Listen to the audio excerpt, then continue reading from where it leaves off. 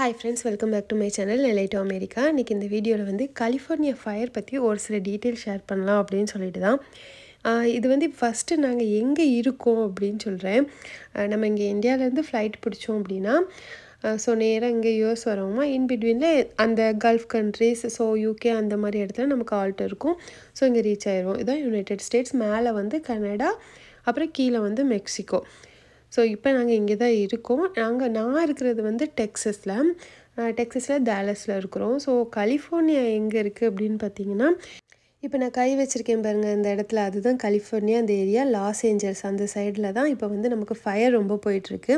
So எனக்கும் இப்போ நான் இருக்கிற இடத்துக்கும் கலிஃபோர்னியாவுக்கும் இன்பிட்வீனில் வந்து 2 ஸ்டேட் இருக்குது. நான் உங்களுக்கு அது வந்து ஸ்டேட் மேப் எடுத்து காமிக்கிறேன் பாருங்கள். ஸோ இதுதான் டெக்ஸஸ், இந்த ஆரஞ்சு கலர் இருக்கிறது. இன்பிட்வீனில் பார்த்தீங்கன்னா நமக்கு நியூ மெக்சிகோவும் அரிசோனாவும் இருக்கும். ஸோ அதுக்கப்புறம் வந்து நமக்கு கலிஃபோர்னியா. இப்போ கலிஃபோர்னியாவில் வந்து கரெக்டாக அந்த கார்னர் சைடு அது ஃபுல்லாக என்னென்னா ஹாலிவுட் ஏரியா. இப்போ நம்ம ஊரில் பெரிய பெரிய செலிப்ரிட்டிஸ்லாம் ஒரு இடத்துல இருக்காங்கன்னா அந்த மாதிரி ஒரு சரௌண்டிங் ஏரியா தான் இந்த லாஸ் ஏஞ்சல்ஸ். பெரிய ஒரு நல்ல ஒரு டூரிஸ்ட் ஸ்பாட் கூட. இதுக்கு பக்கத்தில் இருக்கிறது வந்து பசிபிக் ஓசன், இங்கே இருக்கிறது வந்து ஆர்டிக் அங்கே இருக்குல்ல. ஸோ இது வர ஆர்டிக் பெருங்கடல் இருக்கிற இடத்துலேருந்து வர காற்றுல வந்து நமக்கு குளிர்ந்த காற்று தான் வரும். ஸோ கீழே அண்டார்டிகா அந்த மாதிரிலாம் இருக்கும்ல அது. ஸோ அந்த லைனில் போகும்போது ஏதாவது சுழல் வந்துச்சு அப்படின்னா ஸ்னோவாக இருக்கும். இந்த பக்கம் வந்து மோஸ்ட் ஆஃப் ஆல் வந்து பசிபிக் ஓசன் அந்த சைடு ஃபுல்லாமே ரொம்ப சூடாக தான் இருக்கும். இன்னொரு இது என்னென்னா ஃபயர் அடிக்கடி வரும். அதுக்கான ரீசன் என்னன்னு பார்த்தீங்கன்னா, அந்த இடத்துல வந்து அதிகமாக மழைப்பொழிவு இருக்காது. ஃபர்ஸ்ட் ஆஃப் ஆல் இப்போ 2 வருஷமாக என்ன நடந்துச்சு அப்படின்னா, 2022வும் 2023 வந்து நல்லா வந்து ஒரு மழையாம். ஸோ மழை நல்லா பெஞ்சதுனால என்ன ஆகிட்டுனா நல்ல பசுமையாக நல்லா எல்லாமே வளர ஆரம்பிச்சிட்டு, ஸோ அதுக்கப்புறம் என்ன ஆகிட்டுனா ஒரு 1.5 வருஷத்துக்கு அது ஃபுல்லாமே காய ஆரம்பிச்சிட்டு ஒரு சொட்டுக்கு மழை கூட இல்லையா.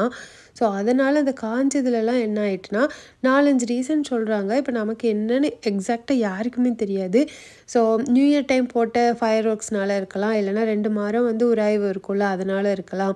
அதுக்கப்புறம் என்ன சொல்கிறாங்கன்னா ஏதாவது மனுஷங்க வேணுக்குன்னு கொளுத்தி போட்டிருக்கலாம். அப்புறம் இந்த மின்கம்பத்தில் உராய்வு, மின்கம்பத்தில் ஏதாவது ஸ்பார்க்கிள் மாதிரி ஆகிருக்கலாம். இந்த மாதிரி நிறைய ரீசன் சொல்கிறாங்க. எது உண்மைன்னு சொல்லி யாருக்குமே இன்னும் தெரியல. ஸோ கலிஃபோர்னியாவில் வந்து ஃபயர் இது வந்து எப்பவுமே நடக்கிறது தான். ஆனால் பட் இந்த டைம் ரொம்ப அதிகமானதுக்கு காரணம் வந்து அந்த டைமில் வீசின ஒரு காற்று, சாண்டா அனாஃபேன்னு சொல்லிட்டு ஒரு காற்று. ஸோ அந்த ஒரு விண்டுனால தான், விண்டு அதிகமாக ஆக ஆக ஆக நமக்கு வந்து கண்டிப்பாக காற்றோட வேகம் வந்து அதிகமாக இருக்கும். ஸோ ஃபயர் ரொம்ப ஈஸியாகவே ஸ்ப்ரெட் ஆகும். இன்னொன்று யூஎஸில் வந்து எல்லாத்துக்குமே தெரியும், வீடு வந்து நிறைய வுட்டில் தான் இருக்கும் மோஸ்ட் ஆஃப் ஆல். ஸோ வுட்டுன்றதுனால இன்னும் நல்லாவே எரிய ஆரம்பிச்சிடுச்சு. இப்போ இந்த வீட்டுக்கெலாம் இன்சூரன்ஸ் கவர் பண்ணுறாங்களா இல்லையா அப்படின்ற மாதிரி ஃபுல் டீட்டெயில்ஸ் நமக்கு தெரியல. சில டைம் கவர்மெண்ட் வந்து கொடுக்குது அப்படின்னு சொல்கிறாங்க, சில இடத்துல வந்து இல்லை இன்சூரன்ஸ் கவர் பண்ண முடியாது அப்படின்றாங்க. ஸோ அதெல்லாம் எனக்கு தெரியல. இப்போ ஜனவரி 7க்கு அப்புறம் வந்த ஃபயர் வந்து ஒரு 10 நாளுக்குள்ளே கொஞ்சம் இதாகி வந்ததுக்கப்புறம் திருப்பி 4 நாள் இப்போ ஜனவரி 23 திரும்பியுமே ஸ்டார்ட் ஆகிடுச்சு. இது ஓவரால் எரிஞ்ச ஏரியா பார்த்தீங்க அப்படின்னா ஒரு 250 கிலோமீட்டர் இருக்கும். ஃபஸ்ட்டு வந்து ஒரு 200 கிலோமீட்டர் வந்து எரிஞ்சிட்டு.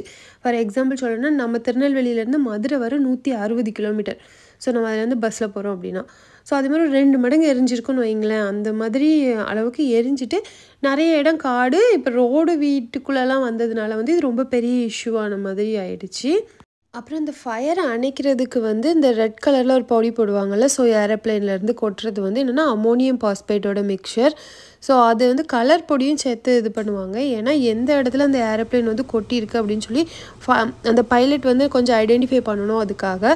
ஸோ அது வந்து ஒரு ரசாயனம், அது வந்து அந்த இடத்துல வந்து ஃபயரை வந்து கண்ட்ரோல் பண்ணி கொண்டு வரும். இது எல்லாமே நடந்தது எங்கன்னு பார்த்தீங்கன்னா, நான் உங்களுக்கு அந்த மேப்பில் காமிச்சல அப்படியே அந்த பசிபிக் பெருங்கடலோட சைடு தான். ஸோ பக்கத்துலேயே நமக்கு பீச் நிறைய இருக்கும். இவ்வளோ தண்ணி இருந்தும் அந்த ஃபயரை கண்ட்ரோல் பண்ண முடியலையா அப்படின்னா, நம்ம சின்ன வயசில் சயின்ஸில் படிச்சிருப்போம் தெரியுமா, உப்பு நீர் தான் வந்து மின்சாரத்தை அதிகம் கடத்தும் திறன் உண்டு அப்படின்னு சொல்லிட்டு நன்னீரை விட கம்பேர் பண்ணும்போது. ஸோ இந்த மாதிரி டைமில் வந்து உப்பு நீர் நம்ம யூஸ் பண்ண முடியாது. கரண்ட், மின்சாரம் அந்த மாதிரிலாம் பாஸ் ஆகிறதுக்கு வாய்ப்பு இருக்குது. அண்ட் தென் இன்னொன்று வந்து அந்த உப்பு தன்மை வந்து அந்த மிஷின்ஸை வந்து கொஞ்சம் ரிப்பேர் பண்ணுறதுக்கான வாய்ப்பு இருக்குது.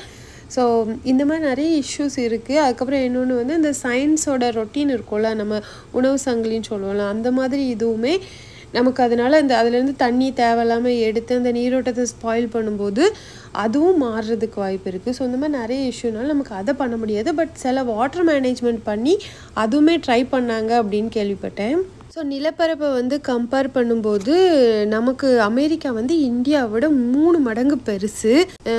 ஸோ இப்போதைக்கு இதுதான் இங்கே நடந்துகிட்ருக்கு. இதுதான் யூஎஸ் பற்றின ஒரு சில அப்டேட் இப்போதைக்கு காட்டுத்தீ பற்றினது. ஸோ இந்த வீடியோ கொஞ்சமாவது யூஸ்ஃபுல்லாக இருந்திருக்கும், ஒரு சில விஷயம் தெரிஞ்சிருக்கும் அப்படின்னு நம்புகிறேன். ஸோ வீடியோ பிடிச்சுன்னா லைக் பண்ணுங்கள், ஷேர் பண்ணுங்கள், சப்ஸ்கிரைப் பண்ணுங்கள். Bye, take care.